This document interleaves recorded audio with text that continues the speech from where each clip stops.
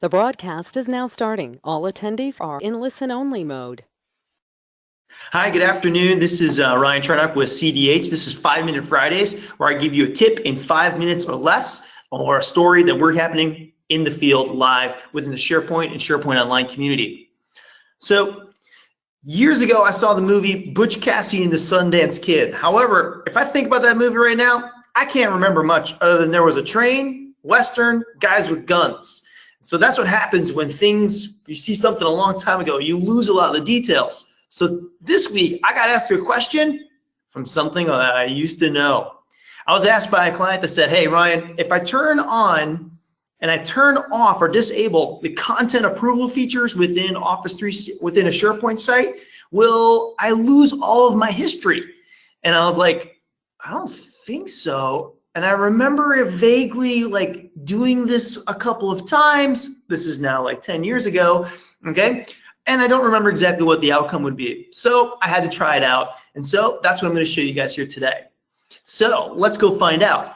If we have content approval enabled, we turn it off, okay? And we wanna maybe migrate in some content, all right? Will we lose all that history if we disable it and then re-enable the content approval? So here's the scenario I have set up for you guys. I have a standard SOP library or standard operating procedure library. You notice here I have the approval status column is enabled, okay? And notice I have some history here. This is a workflow where it's been approved, it's been rejected, and we have a whole bunch of version history. So this is the version or the history that we're looking to preserve. So the idea is the client says, well, Ryan, I want to bring in a whole bunch of new documents, but I don't want to trigger this approval workflow and send out a gazillion emails late on a Friday afternoon. So can you make this happen? Let's go try it out. So to disable the content approval feature, I go up to library settings. I'm working in SharePoint Online, but I got this in a classic mode.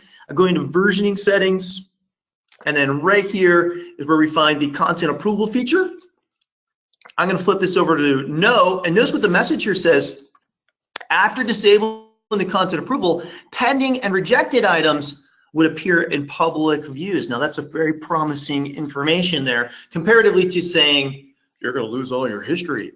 Okay, so let's enable that. We'll say yes, we turned it off. I'm going to click OK, and we're going to notice now if I go back to my SOP library that approval status column is now missing.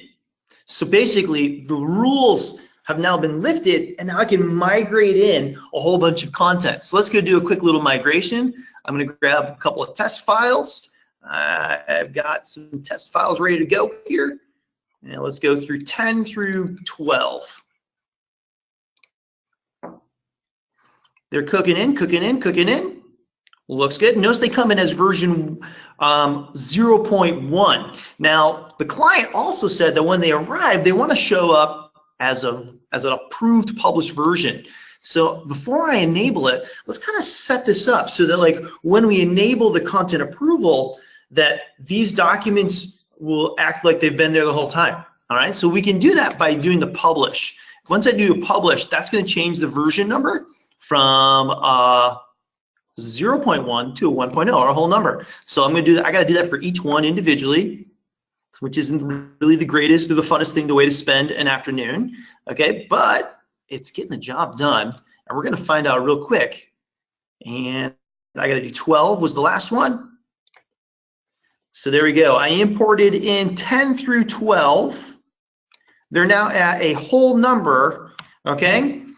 And we wanna now find out, once I re-enable this, am I gonna lose my content approval kind of history? Have we lost it? And how does it behave with these new ones that came in? So quick, let's go over to library settings. We're going to the versioning settings. We're gonna flip the switch back on to yes, and we're gonna say okay, over to settings, and here comes the big money moment.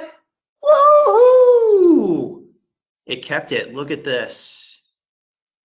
They're approved, or the rejected was still set. We kept the history of draft. Notice these new documents, 10 through 12, they all start off in approved status. And so a little refresher course for you here today, guys, is that if you have the content approval feature with the standard SharePoint out of the box approval workflow, if you disable it, Then you can migrate in a whole slew of documents, just a basic upload. And then when you re-enable the content approval features and the approval workflows, any changes at that point, you're not gonna lose any of your history, and you're safe. So just like you kind of over time, you might lose some of the freshness. Hopefully this is a nice little refresher on the content approval feature. Thanks a lot, and we'll see you next time, next Friday. Bye-bye.